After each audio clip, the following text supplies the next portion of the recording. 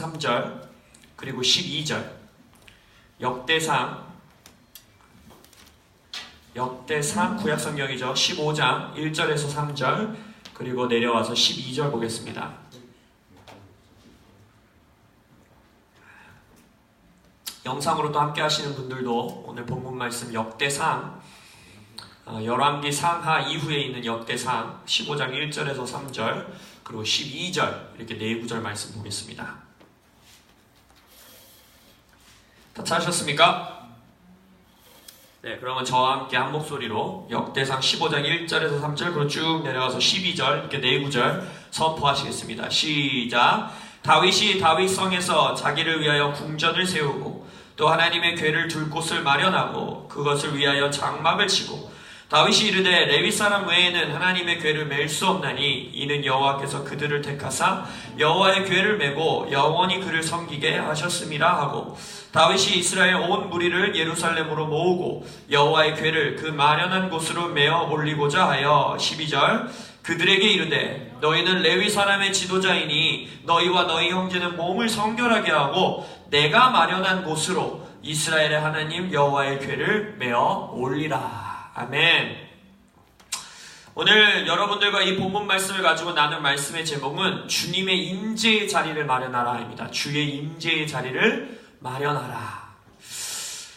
2주 전이었나요? 3주 전이었나요? 2주 전으로 기억하는데 우리 호람대오 예배 가운데에 언제나 하나님이 함께 계시지만 그날은 정말 하나님이 뜨겁게 우리를 방문하시고 선포하신 말씀이 있었습니다. 기억나십니까? 우리 지금 계속 붙들고 기도하는 것처럼 하나님께서 4월, 5월, 6월 가운데 우리가 믿음으로 기도하고 준비하는 동안에 주께서 새 일을 행하시기 원하신다는 거예요. 예언적인 선포였어요. 그날 정말 예언의 영이 이곳에 충만한 걸 경험할 수 있었고 느낄 수 있었고 그것과는 저뿐만 아니라 정말 교회의 몸이 또 우리 예배자 임지연 자매님 또 한순환 성도님 우리의 몸이 또 우리 한권사님 이렇게 말로 입을 통하여서 선포했던 말씀이 무엇이었냐? 하나님께서 4월, 5월, 6월 가운데 우리 교회 가운데 여러분의 인생 가운데 여러분의 가정 가운데 일터 가운데 사업 가운데에 뭔가 새 일을 행하시기 원하신다는 겁니다. 아멘. 그래서 우리는 이것을 다바르의 말씀으로 붙들었습니다.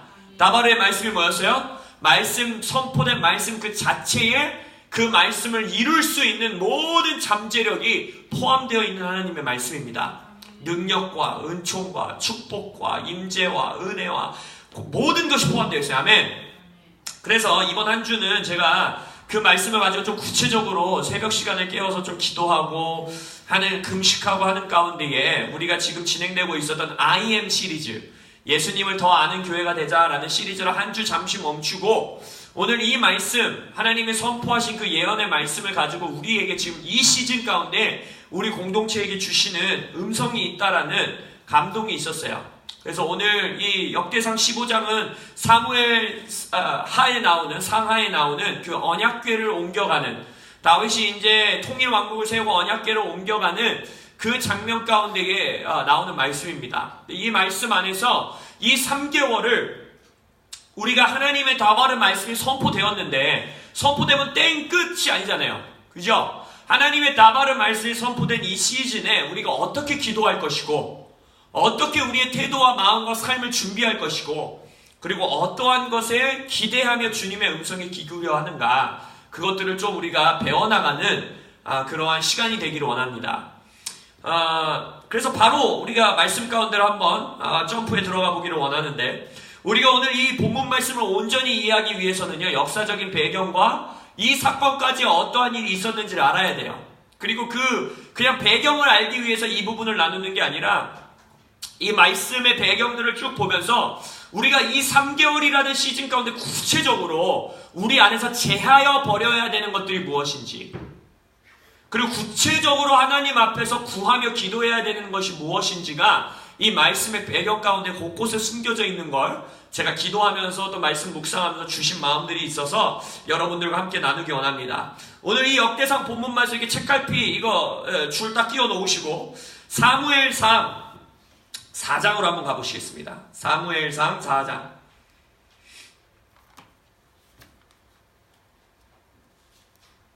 제가 이렇게 한 구절 한 구절 읽으면 쭉 눈으로 따라오시면 될 것 같아요. 사무엘상 4장. 이 사무엘상 4장 피시는 동안 이 사무엘상 시대에 이미 이르러서는 엘리 제사장이죠. 엘리 제사장이 지금 이제 이스라엘 백성들을 다스리고 있었던, 주님의 뜻으로 이끌던 때였습니다.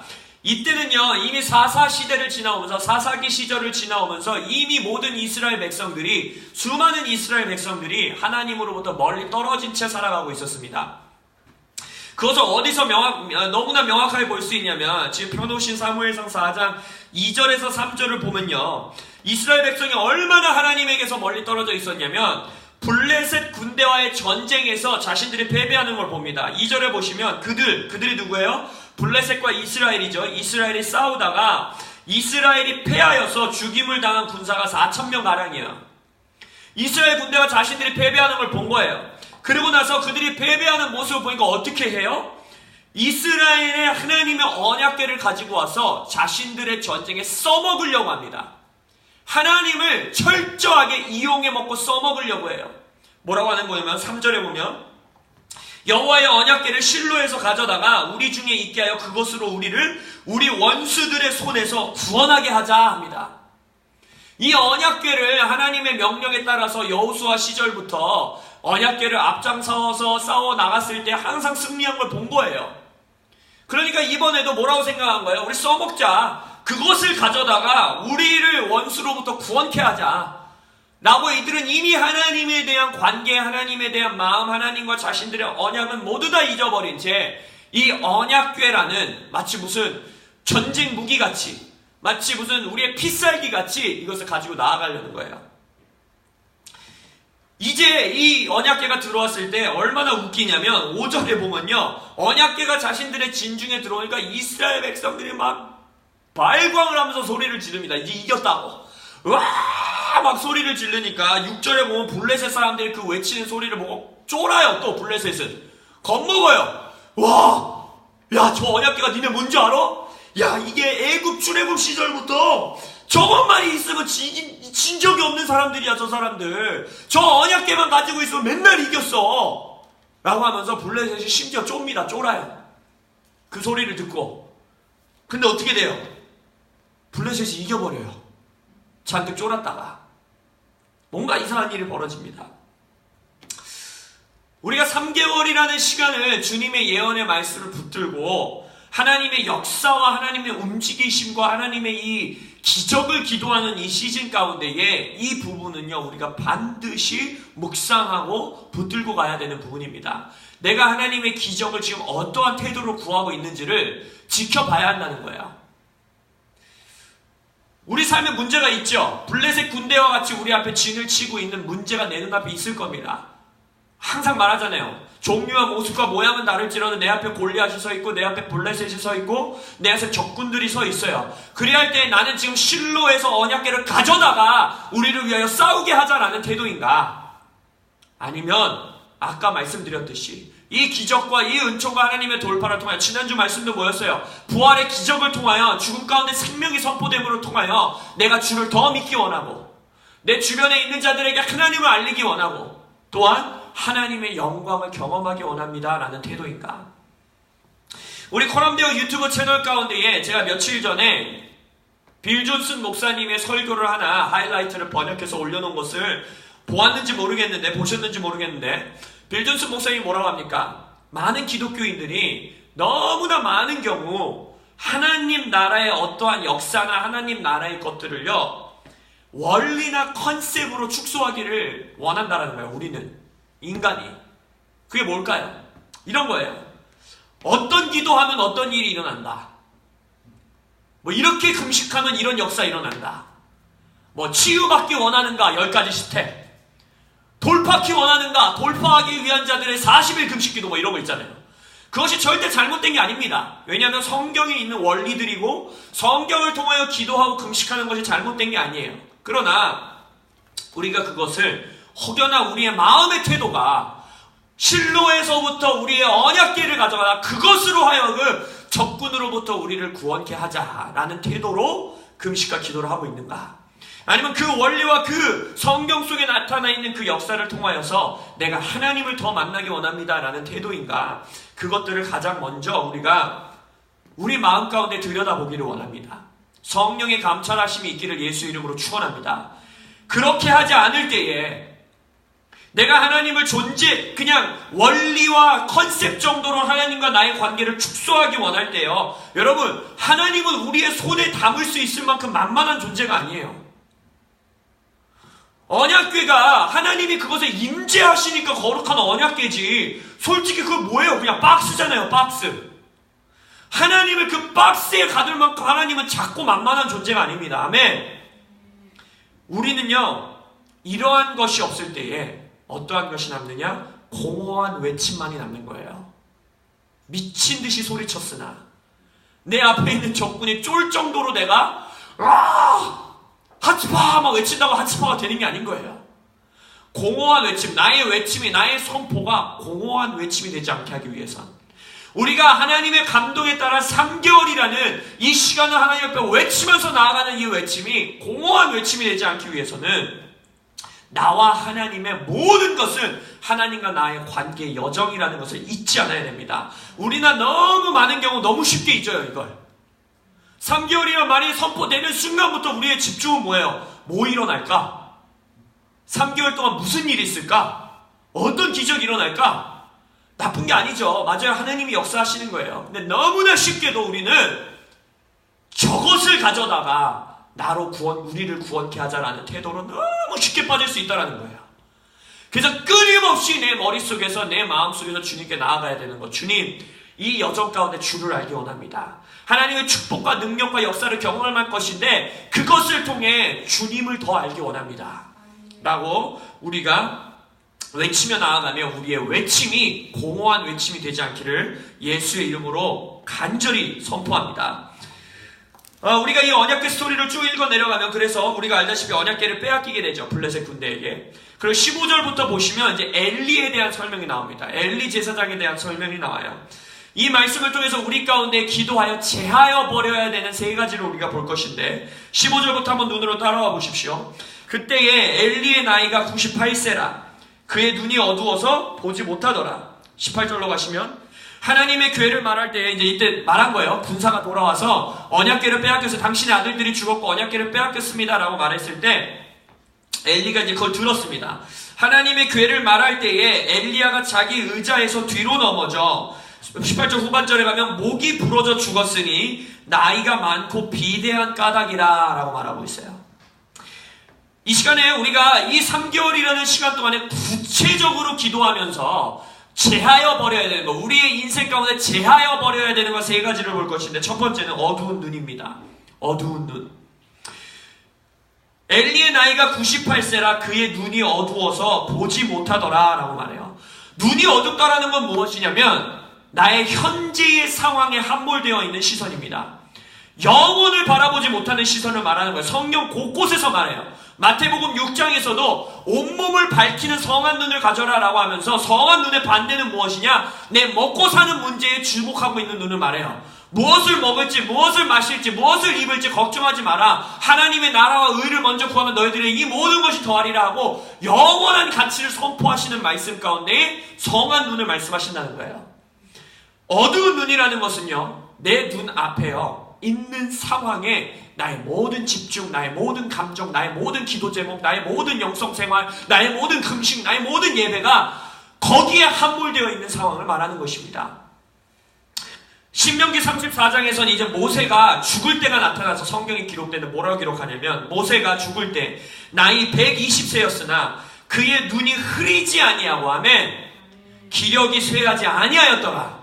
죽는 그날까지 눈이 흐려지지 아니하며 영적인 기억이 쇠하여지지 않는 여러분들 되시기를 예수의 이름으로 축원합니다.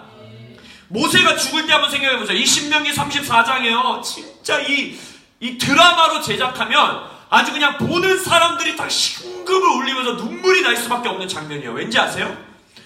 이 말 안 듣는 백성을 출애굽시켜가지고 뭐 하나만 바라보고 모세가 출애굽시킨 거예요. 약속의 땅으로 가자. 우리가 약속의 땅으로 들어가자. 이거 외치면서 백성의 죄악으로 해서 40년 뺑뺑이 돌아가지고 이제 딱 그 언덕에 올라가서, 저 이스라엘 갔을 때 거기 가봤거든요. 모세가 어디에 서서 약속의 땅을 받는지 바라보는 그걸로 예상되는 언덕을 저도 가봤어요. 거기서 저 약속의 땅을 눈으로 쫙 바라보면서 하나님이 거기서 근데 뭐라 그래요? 넌 못 가. 얼마나 막 드라마를 보면 장렬한 음악이 쫙 뒤에서 백그라운드 음악으로 깔리면서 그 모세 할아버지의 시선을 바라보면서 눈이 흐려지지 않은 그 눈으로 약속의 땅을 곳곳을 바라보면서 그 찢어지는 마음을 막 포커스 시키면서 얼마나 우리 이 드라마가 가슴 저리는 장면이겠어요. 근데 그때 모세가 어떻게 합니까? 어두운 눈을 가졌지 않다면은 얼마나 짜증났겠어요. 이게 다 니네들 때문이야 이것들아. 내가 지금 이것만 바라보고 이 광야 생활했는데 이 나쁜 놈의 새끼들 이랬을 거 아니에요. 근데 모세는 어떻게 합니까? 이제 곧 약속의 땅으로 들어갈 그의 자녀들을 모아놓고 뭐라 그래요? 말씀을 선포합니다. 너희들은 약속의 땅에 들어가 이렇게 살아라. 약속의 땅에 들어가서 너희들은 너희 아비 세대가 겪었던 이 불순종의 죄악을 겪지 말고 하나님의 법을 다시 선포하면서 이 율법을 지키며 살아라. 너희들은 복 받을 것이다. 너희들은 하나님을 떠나지 말아라 라고 하면서 그 다음 세대, 자신은 누리지 못하고 자신은 경험하지 못할 시대이나 그 시대를 향한 하나님의 말씀을 선포한다는 거예요. 여러분, 여기 계신 장년분들, 자녀를 이미 두고 계신 분들, 여러분들이 이제 죽을 날이 얼마 되지 않았어. 이제 다 침대에 누워서 아니면 소파에 앉아서 자녀들을 불러다가 그들의 미래를 향하여 예언할 수 있는 여러분들 되실 예수 이름으로 축원합니다. 내가 누르지 못할 세대, 내가 함께하지 못할 미래를 하나님의 뜻을 바라볼 수 있는 그러한 어둡지 않는 온몸을 밝히는 성한 눈을 가진 우리가 되기 원합니다. 모세는 죽기 전에 약속의 땅을 보고 그 약속을 향한 하나님의 마음을 경험할 수 있는 눈을 가지고 있었다는 거예요. 그래서 여러분, 어두운 눈을 가졌다라는 건요, 나의 지금 내 눈앞에 있는 블레셋 군대 힘든 상황에 함몰되시지 않기를 예수 이름으로 축원합니다. 이 3개월이라는 시간을 기도할 때도요, 이것만 해결해 주세요. 이것만 돌파하게 해주세요. 여기만 좀 복 주세요. 이것만 해결하면 돼요 라는 어두운 눈의 태도로서 나아가지 않는 여러분들 되시기를 원합니다. 당장의 축복 있을 것입니다. 돌파케 하실 거예요. 은총 부어주실 거예요. 그러나 그것을 통하여서 하나님이 지금 나를 어디로 끌어가시는지, 나의 가정을 어디로 인도하고 계시는지, 나의 자녀들에게, 나의 일터에게 어떠한 모습으로 우리를 지금 데려가고 계시는지를 볼 수 있는 예언적인 눈을 이 3개월 동안 끊임없이 기도하시기를 바랍니다. 두 번째, 우리가 내 인생에서 제하여야 되는 것, 내 가정에서 제하여야 되는 것은 나이가 많고 라는 부분이에요. 나이가 많고. 이게 무슨 말이냐면 오랜 기간에 싸움과 지침 가운데에 인내함 가운데 지쳐있는 부분들, 기력이 쇠한 부분들, 그것들을 하나님의 새 힘을 더하심으로 제하시기를 바랍니다. 이 3개월 동안 이것을 구체적으로 기도하세요. 주님, 독수리 날개치듯 오르는 새 힘을 내게 허락하여 주십시오. 산 소망을 내가 경험하게 하여 주십시오. 나에게 희망과 소망이 예수 그리스도 안에서 끊어지지 않는 3개월 되게 하여 주십시오 라고 기도하기 원합니다. 세 번째, 우리가 제하여야 되는 것은 바로 비대함이에요. 비대함. 영적으로 탄탄한 몸매를 가지신 여러분들 되시길 원합니다. 여기서 비대하다라는 거는요, 우리가 비대하다라고 하면은 생각하면 그냥 딱 이런 모습 떠올릴 수 있어요. 평안한 인생 가운데에 푹신한 소파에 앉아가지고 그것들을 안주하며 누리는 삶. 그것도 영적인 비대함 맞아요. 하나님이 주신 축복에 함몰되어서 그냥 그것을 누리면서, 이게 이 한국 기독교 사회에서 전문용어로 뭐라는지 아세요? 이전 세대에서 옷 밥그릇 구멍 빵꾸 날 때까지 숟가락으로 긁어먹는 인생. 그게 비대함이에요. 영적인 비대함. 그러나 여기서 오늘 우리가 집중하기 원하는 것은 그러한 비대함이 아니에요. 우리가 제하여야 되는 비대함은 무엇이냐? 이 이스라엘 백성이 지금 이 상황에서는 죽음과 어두움의 상황 가운데에 너무나 오랫동안 지속되고, 하나님을 떠나 있는 어둠의 상황 가운데 너무 오래 지속되니까 그거조차도 불편하게 느끼지 않는 거예요. 우리가 오랫동안 말씀을 전해왔던 세상의 헤아림대로 살아가는데 그게 불편하지가 않은 거야. 그냥 세상 법대로 살아가는 게 오히려 편해요. 그것이 영적인 비대함입니다. 내 육신의 다이어트를 하려고 해도요, 몸에 불편한 운동을 해야 돼요. 하기 싫어하는 운동을 해야 돼요. 그럼 우리가 세상의 헤아림을 벗어나기 위해서는요, 어마어마한 영적인 엑서사이즈, 영적인 운동이 있어야 된다는 겁니다. 불편한 곳으로 나를 몰아가야 돼요. 그래서 이 3개월이라는 시간 동안에 이 비대함 가운데에 주님, 내가 세상의 헤아림을 구체적으로 찝어내고 그것을 벗어날 수 있는 그러한 은혜를 허락하여 주십시오 라고 기도하며 묵상하며 나아가는 여러분들 되시길 원합니다. 세 가지 엘리 제사장을 통하여 우리에게 말씀하시는 건 어두운 눈, 나의 현재 상황에 함몰되는 눈, 그리고 나이가 많고 나의 오랜 기간 지속된 어떠한 기도 제목, 인내 상황에서 지침 가운데에 나에게 새 힘을 주소서. 세 번째는 비대함. 주님, 나도 모른 채 그냥 당연해, 이게 원래 그런 거야 라고 살아가고 있는 나의 삶의 원칙들이라든지 원리들이 있다면 찾아내 그것을 과감하게, 불편한 인생이라 할지라도 그것을 잘라낼 수 있게 해주십시오. 이 세 가지를 구체적으로 기도하실 것입니다. 그리고 나서 이제 그러한 시간을 겪어서 언약궤가 빼앗기게 됩니다. 근데 이 언약궤 빼앗긴 시간 얘기도요, 굉장히 재밌어요. 언약궤가 처음으로 어디로 가냐면 아스돗으로 가요. 아스돗. 여러분, 블레셋이란 나라 참 하나 말씀드려야 되는데, 어디 가서 이제 성경적으로 좀 아는 척을 하시려면 블레셋 이러면 여러분들은 이렇게 한 나라 블레셋 이렇게 생각하시죠? 아니에요. 블레셋은 도시국가입니다. 도시국가. 5개의 도시로 이루어진 나라예요. 그래서 여기서 나오는 아스돗, 또 가드, 에그론, 이것들이 다 블레셋의 도시예요. 그래서 그 각각의 도시의 왕이 있어요. 그래서 블레셋 왕 누구라고 했을 때는 그 도시의 왕을 말하는 겁니다. 그래서 블레셋이 이것을 빼앗아 간 다음에 처음으로 어디로 가느냐? 아스돗으로 가요. 그래서 아스돗에서 다곤 신을 무너뜨리잖아요. 몸뚱이 잘리고 머리 잘리고 팔 잘리고 그러잖아요. 그러면 거기서 이제 어떠한 재앙이 임하는데, 그것으로 인해서 그 막 사람 몸에 독종이 나고 아마도 도시의 쥐들이 막 너무나 많이 나타나는 저주가 있지 않았나 우리가 예상할 수 있는 게, 6장 4절에서 쥐의 모양을 만들어서 이 봉헌물로 바치잖아요. 그러면서 그들이 뭐라 그러냐면 너희들 도시에 퍼졌던 재앙이 이것이기 때문에 라고 말해요. 그러니까 아마도 사람의 몸에 독종이 나는 것과 도시에 막 끔찍한 쥐들이 막 바글바글해지는 그러한 저주가 임하지 않았나 우리는 성경을 보면서 해석할 수 있습니다. 그래서 아스돗에서 그런 일이 일어나니까 너무 무서워가지고 너무 끔찍하니까 어디로 보내요? 가드로 보내버려요. 가드로. 가드에서도 똑같은 심판이 임해요. 그리고 가드에서 어디로 갑니까? 에그론으로 가요. 그래서 이것을 성경에서 7개월이라는 시간이라고 표현합니다. 7개월이라는 시간 동안 이 도시국가들을 뺑뺑뺑뺑뺑뺑 돌면서 하나님의 저주가, 그 언약궤를 훔쳐간 그 죄악에 대한 결과가 심판이 임하게 되는 걸 봐요. 그리고 나서 이게 재밌어요. 여기서 그 사람들이 거기 자기들의 이제 뭐 점술사나 이 선지자들이 뭐라 그래요? 야, 이게 진짜 우연의 일치가 아니라 여호와, 저 이스라엘의 신이 우리에게 심판하시는 건지 아닌지 알아보기 위해서 어떻게 합니까? 수레를 만들어서 암소 2마리한테 씌워서 뭐라 그래요? 벳세메스로 가면은 뭐라는 거예요? 여호와가 하신 것이고 아니면 아니다 그런 생각이에요. 자, 그럼 여기서 질문. 벳세메스로 가는 확률이 얼마나 될까요? 생각해 보셨어요? 한 번이라도? 우리 쉽게 생각하면 50대 50이라고 생각해요. 벳세메스로 가든지 벳세메스로 안 가든지. 근데 그거는 되게 무식한 수학법이에요. 산수법이에요. 자, 생각해 보세요. 자, 여기서부터 우리가 똑같이 한다고 생각해 보세요. 개를 한 마리 풀어놓고 그 개가 대전 유성구로 가는지 안 가는지 보자라고 하면 개가 갈 수 있는 옵션이 몇 개예요? 수천 수만 가지예요.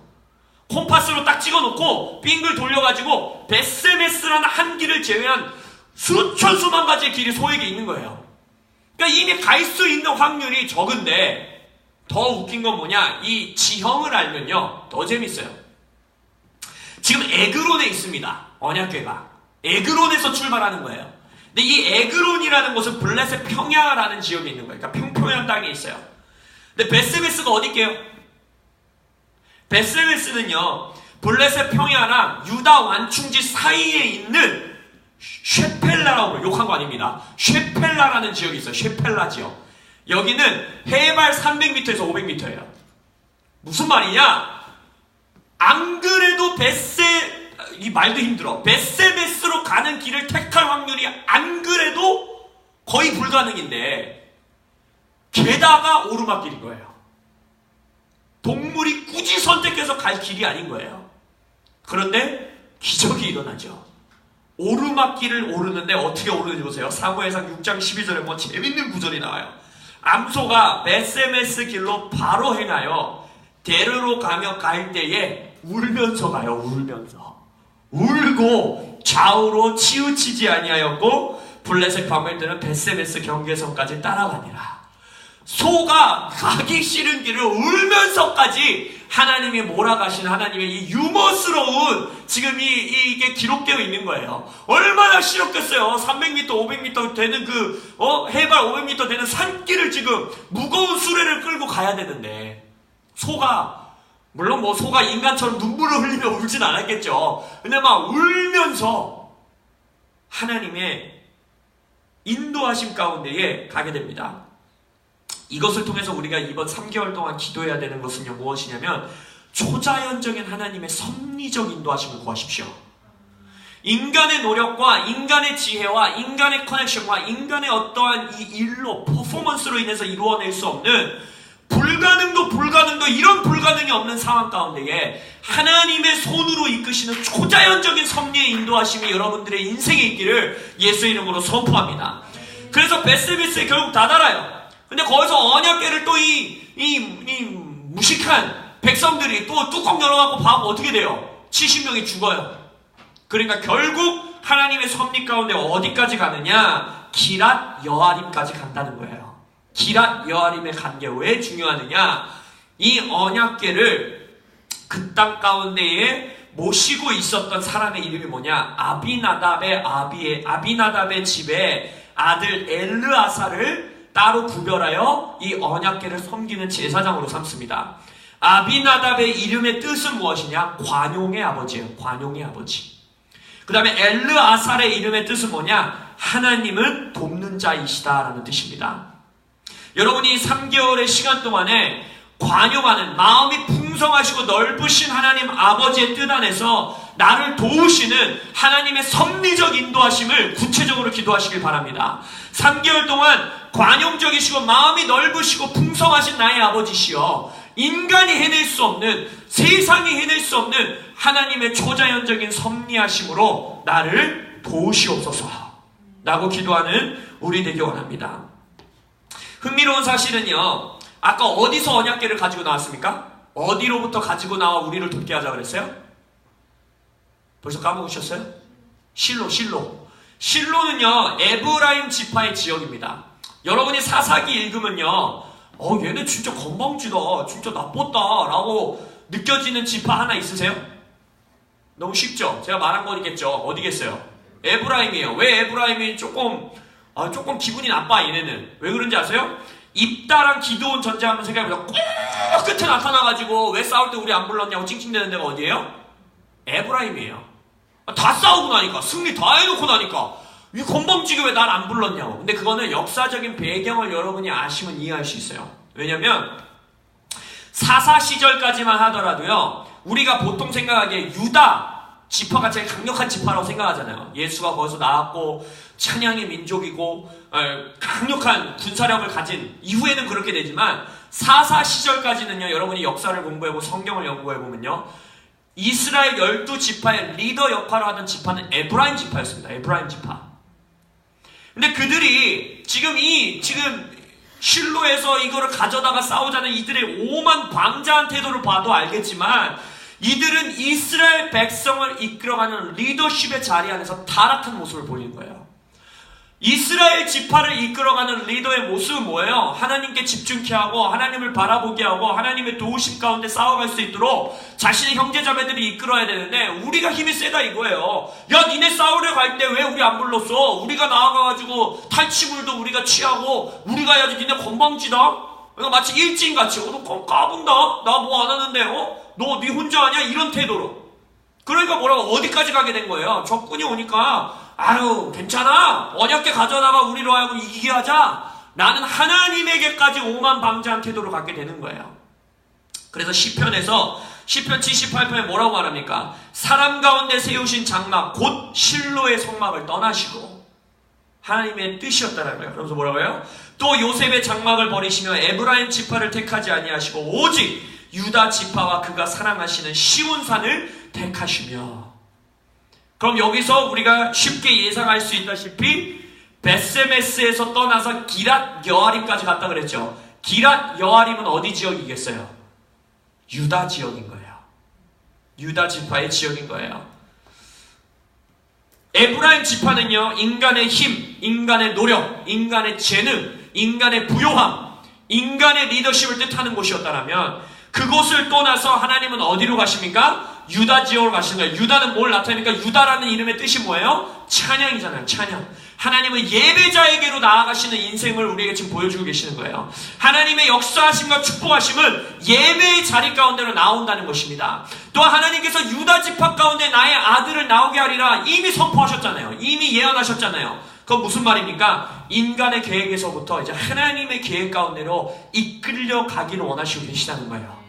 이걸 기도하셔야 돼요. 하나님의 섭리를 구한다는 건 바로 이것입니다. 하나님의 초자연적인 보이지 않는 하나님의 섭리를 구한다는 것은요, 주님, 나는요 내가 노력하고 내가 힘쓰고 내가 어떻게 해서 이 축복을 만들어내는 것이 아니라 예배하는 자리 가운데 하나님 임재하여 주십시오.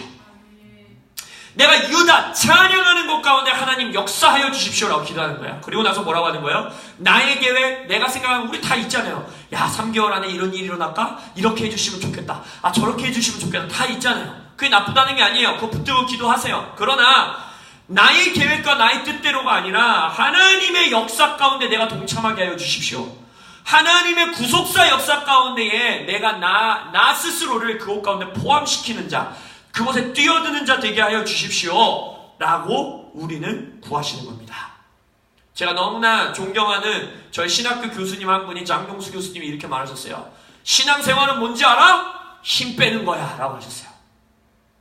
여러분의 힘을 빼시는 여러분들 되시길 예수 이름으로 축원합니다. 하나님의 섭리 가운데에 몸을 맡기시기를 원합니다. 그래서 이 3개월의 복을 구할 때요, 우리 복 구할 거잖아요. 아멘? 구하고 계시죠?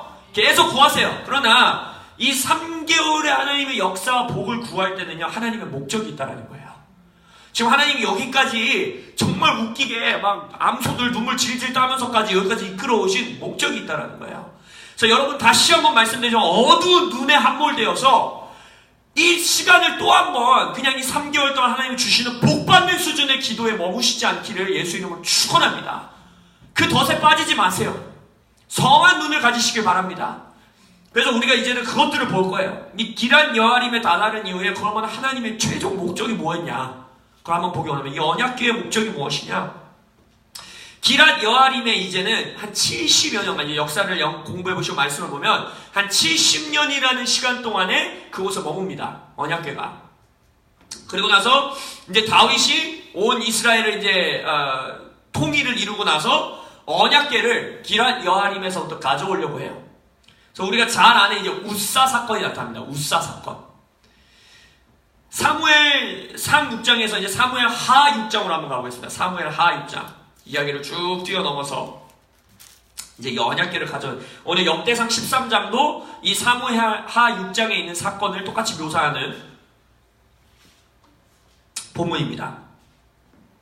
사무엘 하 6장에서 보면 이제 기랏 여아림에 70년 동안 있다 다윗이 가져오는 거예요. 3절을 한번 보세요. 그들이 하나님의 궤를 새 수레에 싣고 산에 있는 아비나답의 집에서 나오는데 아비나답의 아들 우사와 아표가 그 새 수레를 모니라 라고 말하고 있어요. 여기서 집중해야 되는 것은 궤에다가 궤에다가 아니죠. 수레에다가 언약궤를 올려놓는 방법이 70년 전에 누가 사용했던 방법입니까? 블레셋 군대 이방인이 했던 방법이에요.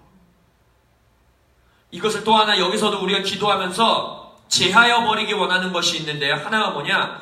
세상의 헤아림에 다시 한번 강조합니다. 세상의 헤아림으로 복을 주세요라고 기도하는 것을 여러분 반드시 끊어내시는 여러분들 되시길 원합니다. 내 계획, 내가 지금까지 해온 방법, 세상의 원리, 세상의 논리 가운데 그 위에 복 주세요. 그 위에 더하여 주세요. 지금 다윗도 자신도 모른 채 똑같이 하는 거예요. 실로에서부터 나의 저것을 가져다, 언약궤 저것을 가져다가 우리로 하여금 싸워 우리를 이기게 하자. 다윗도 뭐라고 해요? 기럇 여아림에 있는 저 언약궤를 가져다가 내 나라에 복받게 하자라는 태도로 지금 다윗도 똑같은 실수를 범하고 있다는 것입니다. 세상의 논리대로 하나님의 복을 얻으려고 하는 우리의 이 육의 방법이, 육의 정욕이 끊어지기를 예수의 이름으로 선포합니다. 에브라임 지파가 저질렀던 동일한 실수인 거예요. 내 노력, 내 의지, 내 힘, 내 계획, 세상 원래, 논리, 이건 이렇게 해야 되고 저건 저렇게 해야 되고 이 모든 것들. 또 재밌는 걸 보세요. 아비나답의 원래 그 집에서 기럇 여아림에서 이 언약궤를 돌보던 섬기던 아들의 이름이 뭐였다고요? 엘르아살이었죠. 엘르아살 이름의 뜻은 뭐였어요? 하나님이 돕는 자이시다. 하나님의 도움에 힘입어 언약궤를 섬겼던 자들이 이제 70년이 지나서 엘르아살이 죽어서인지 첫째 아들이라 죽어서인지 어쩐지 모르지만 여기에 언급조차 되지 않아요. 누가 새 물의 수레를 본다 그랬어요? 우사와 아효예요. 아효가 그 새 수레를 본다 그랬죠. 우사의 이름의 뜻이 뭘까요? 힘, 담대함, 큰 소리, 이러한 뜻이에요. 소리 높은 소리, 이런 뜻. 우사도 여기서 똑같은 실수. 70년이라는 시간을 지나면서 자신의 힘으로, 내 노력으로, 내 열심으로, 내 열정으로 하나님의 언약궤를 내가 조종하려고 하는 동일한 실수를 행하는 것입니다. 여러분, 영으로 시작한 걸 육으로 마무리하는 우리가 되지 않기를 원합니다. 하나님이 다바르의 말씀으로 영으로 선포하신 말씀이 하나님의 보이지 않는 손길로 영으로 인도받는 우리들 되기를 원합니다. 우사의 마음은 우리 가운데서 온전히 끊어지는 시간 되기를 예수의 이름으로 축원합니다. 주의 임재를요 내게로 내가 가져오게 하려고 하지 마세요. 우리는 다만 유다 예배할 뿐입니다. 주님을 찬양하는 이 찬양조차도 예배조차도 주님의 임재를 마치 막 끌어당기는 실로에서부터 저 언약궤를 내게로 가져오게 하라 했었던 다윗이 저 기럇 여아림에 있는 언약궤를 내게로 가져오라 했던 것처럼 그러한 태도가 아닌 원리와 어떠한 컨셉으로 이런 찬양하면 이런 예배하면 하나님 임재 온다 이런 것이 아니라 예배와 찬양 가운데 하나님과의 관계와 여정을 쌓아가는 우리들 되기를 원합니다. 그래서 어떻게 돼요? 결국에 어떻게 돼요? 우사가 몸이 찢어져 죽게 된 다음에 어느 집으로 갑니까? 그 유명한 성경에서 참으로 사랑받는 이 네 글자의 이름 뭡니까? 오벳에돔. 오벳에돔의 집 가운데 하나님의 섭리 가운데 들어가게 됩니다. 제가 왜 이 말씀을 가지고 기도하기 시작했냐면 오벳에돔의 집에 언약궤가 몇 개월 머물까요? 3개월, 석 달을 머무르리라 해서 그 단어에 제가 눈이 꽂힌 거예요. 우리 지금 3개월에 꽂혀 있잖아요. 그래서 이 말씀을 가지고 와 오벳에돔의 복이 임합니다. 3개월 동안 복이 임합니다. 이 3개월은 우리 겁니다. 라고 만약 제가 여러분에게 선포를 한다면 참으로 이 푸어한 아주 초보적인 수준의 성경 해석법이겠죠. 그러나 이 석 달이라는 단어가 제 눈을 사로잡으면서 지금 여러분에게 말씀드리는 이 여정의 말씀 묵상의 시간이 시작된 거예요. 근데 저는요 이 3개월도요 어떤 의미적으로 하나님이 우리에게 지금 주시는 말씀이라 믿습니다. 왜냐 오늘 여러분에게 말씀드렸던 제하여야 되는 것, 기도해야 되는 것 가운데에 가장 여러분에게 강조하기 원하는 부분이 바로 이 부분입니다. 무엇이냐면 우리는 오벳에돔의 집에 거한 다윗 왕의 예루살렘 성에 있는 다윗의 귀에까지 들어갈 정도로 어마어마한 수준의 축복이 은총이 그의 집에 거하였다라는 것에 주목해요. 그렇죠? 그런 설교도 많이 들었어요. 저도. 그리고 그게 잘못된 설교가 아닙니다. 절대.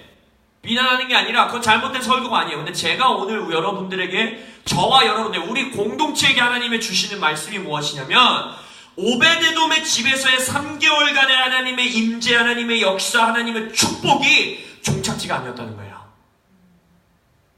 하나님의 최종 목적이 아니었다는 거예요. 우리 이제 이후를 보겠지만 이 3개월간의 하나님의 역사와 축복의 목적이 뭐였냐면 다윗의 질투, 열정을 불어일으키는 거였어요. 근데 뭐였어요? 무엇에 대한 열정이었어요?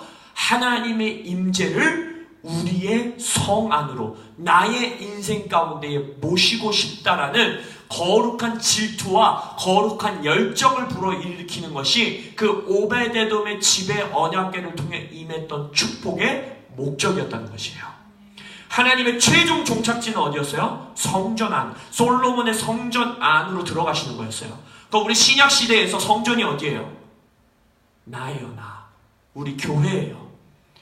하나님의 이 3개월의 나바르 말씀을 통하여서 우리에게 이 축복과 복을 주실 걸 저는 확신합니다. 아멘. 전 믿습니다.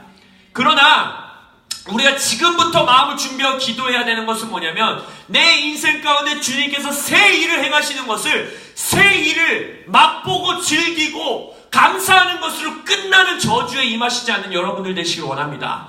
그것을 통하여 이러한 하나님을 나의 성전 안에 더 뜨겁게 모시고 싶다, 이러한 하나님과 더 뜨겁게 교제하고 싶다, 이러한 하나님을 더 알고 싶다라는 어마어마한 열정이 여러분들 안에 일어나기를 소망합니다. 그것이 하나님의 목적이었어요.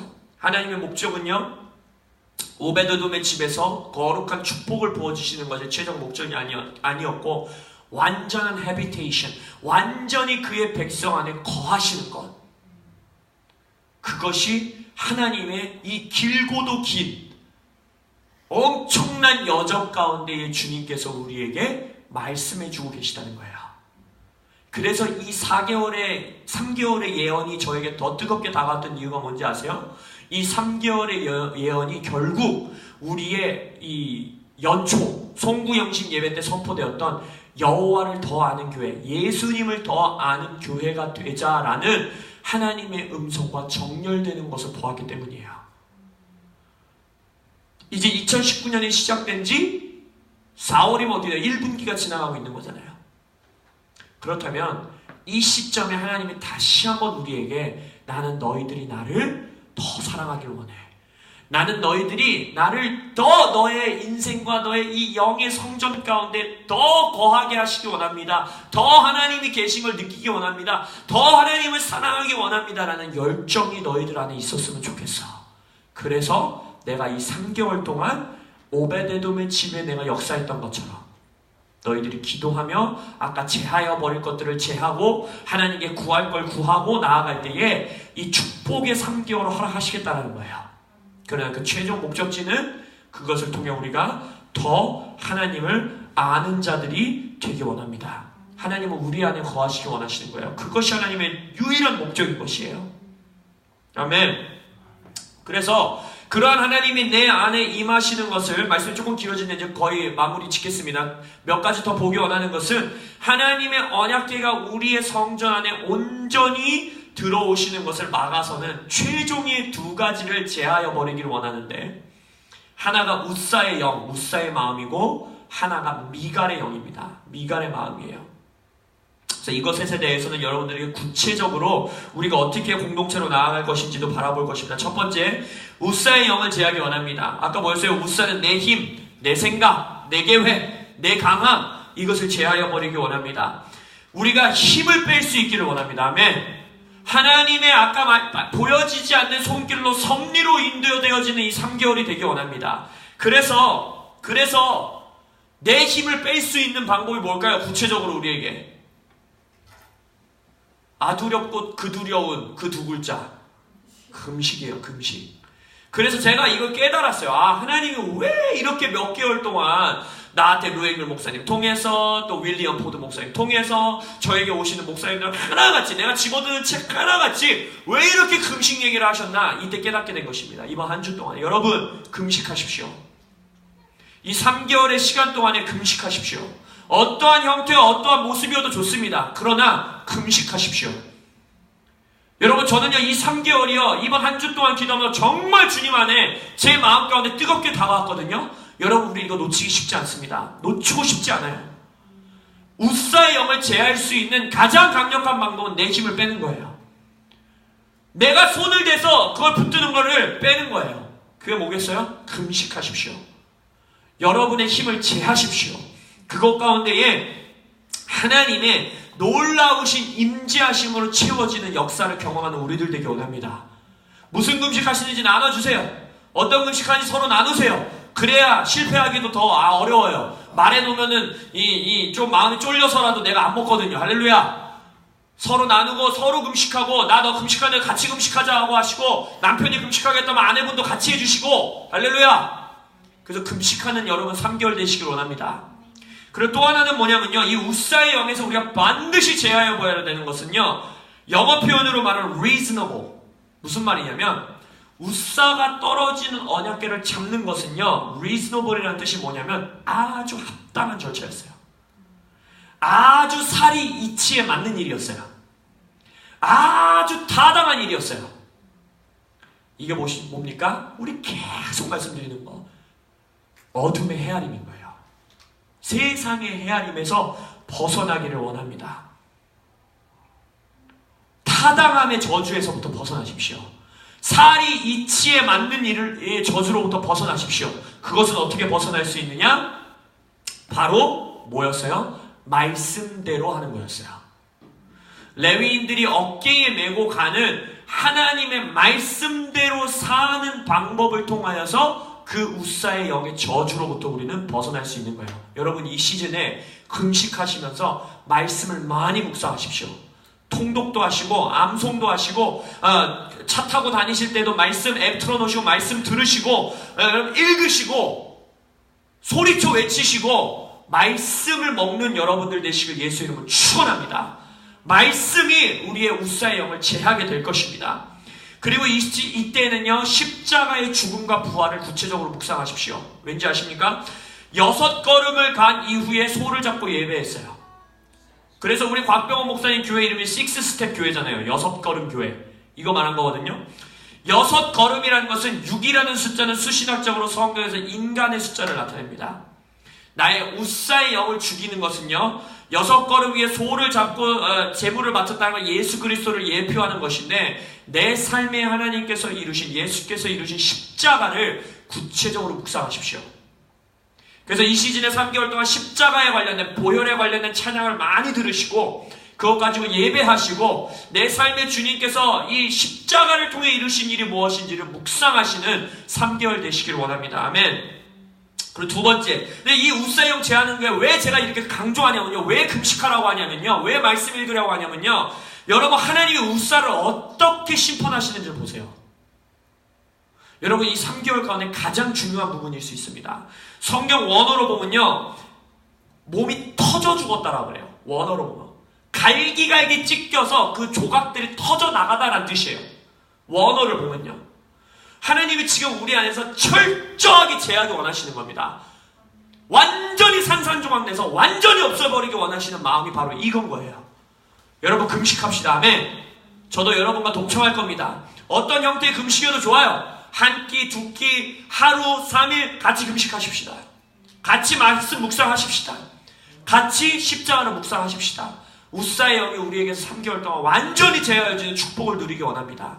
마지막으로 하나 더 보기 원하는 것은, 우리에게 또 하나 제하져야 되는 것은 미갈의 영이에요. 미갈의 영. 미갈의 영은요, 두 가지입니다. 두 가지. 업신 여기는 것과 에이, 이런 게 뭐 되겠어? 라는 거예요. 불신앙을 뜻합니다. 미갈이 다윗이 예배하며 춤추며 바지가 내려가는 것 같이 예배하는 걸 보면서 저게 뭐라고, 저 상자 따위가 뭐라고, 왕이 채통도 지키지 아니하고.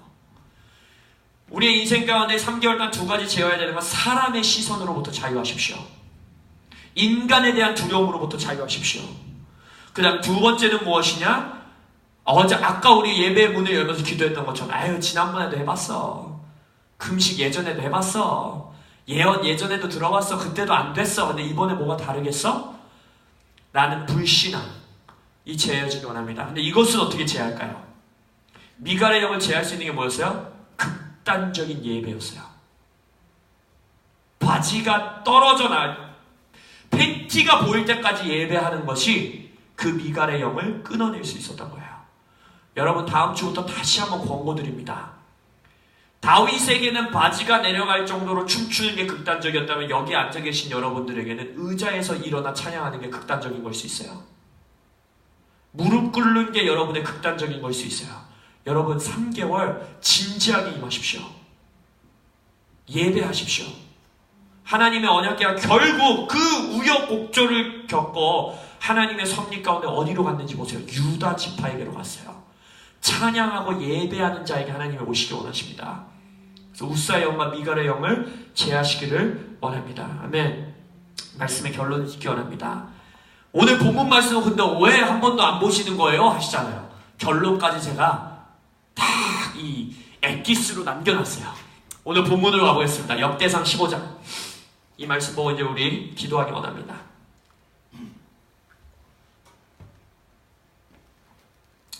우리가 오늘 많은 거 기록했습니다. 여러분 노트에 적어놓으시길 바라고, 이 말씀은 오늘 설교 말씀 유튜브에 올리시면 또 한 번 더 들으시면서 많이 말씀드렸어요. 제하여 돼야 될 거, 기도해야 될 거, 3개월의 시간에 함몰되지 않고 최종 목적을 기도, 많은 거 말씀드렸습니다. 근데 그 모든 것을 하나로 요약할 수 있는 엑기스의 말씀이 오늘 본문 말씀인 거예요. 그것이 무엇이 한번 다시 읽어볼게요. 15장 1절부터 보시겠습니다. 다윗이 다윗성에서 자기를 위하여 궁전을 세우고 또 하나님 궤를 둘 곳을 마련하고 그것을 위하여 장막을 치고 다윗이 이르되 레위 사람 외에는 하나님의 궤를 맬 수 없나니 이는 여호와께서 그들을 택하사 여호와의 궤를 메고 영원히 그를 섬기게 하셨음이라 하고 다윗이 이스라엘 온 무리를 예루살렘을 모이고 여호와의 궤를 마련한 곳으로 메어 올려가. 12절에 보시면 그들에게 이르되 너희는 레위 사람의 지도자니 너희와 너희 형제는 몸을 성결하게 하고 내가 마련한 곳으로 이스라엘 하나님 여호와의 궤를 메어 올리라 라고 합니다. 오늘 말씀 제목이 뭡니까? 주의 임재의 자리를 마련하라. 다윗은요 언약궤 그냥 띨렁 가지고 와서요 와갖고 텐트 쳐놓고 여기다 갖다 놔야지 했던 게 아니에요. 하나님의 임재를 모셔놓을 처소를 미리 마련했습니다. 이 3개월의 시간 동안에 하나님이 역사하실 것을 믿습니다. 아멘. 하나님이 복 주실 것 우리를 믿어요. 그러나 하나님의 그 임재와 역사하실 수 있도록 나의 마음의 성전의 자리를 마련하시는 여러분들 되시기 원합니다. 하나님의 임재의 자리를 마련한다는 것이 앞에서 바라본 그 모든 기도 제목들인 거예요. 어두운 눈을 제하고 영적 비대함을 제하고 새 힘을 얻고 우사의 영을 제하고 미갈의 영을 제하고 우리의 3개월의 시간 동안에 하나님이 하기 원하시는 것이 무엇인지 3개월이 최종 목적이 아니라 하나님이 내게 원하시는 것이 무엇인지 바라보고 세상의 헤아림 가운데서 자유케 되고 그것이 결국 다 뭡니까? 하나님의 역사하심을 담아낼 수 있는 나의 처소를 마련하는 것입니다. 오늘 이 사진 보이세요? 밝아서 잘 안 보이지만 이게 뭐냐면 이스라엘에 있는 다윗의 하프, 다윗의 하프라는 상징물을 세우는 거예요. 여러분 주의 임재의 자리를 마련하기 위해서 예배의 자리로 나아가시기 원합니다. 금식의 자리로 나아가기 원합니다. 말씀 묵상하는 자리로 나아가기 원합니다. 여러분 이 3개월 우리 놓치지 맙시다. 하나님의 섭리 가운데 우리의 모든 것을 올인 하시는 4월과 5월과 6월 되시길 예수 이름으로 축원합니다. 그래서 하나님이 오베데돔의 집에서 역사하신 걸 목도했던 것처럼 이 3개월 동안 하나님의 역사를 보고 내 인생 가운데 하나님이 어디로 나를 이끌어 가시는지를 경험하고 오늘 예배 가운데 하나님이 예언적으로 주신 것처럼 아버지의 사랑을 경험하는 그러한 3개월이 되시기를 예수의 이름으로 간청하며 축원드립니다. 아멘. 기도하시겠습니다.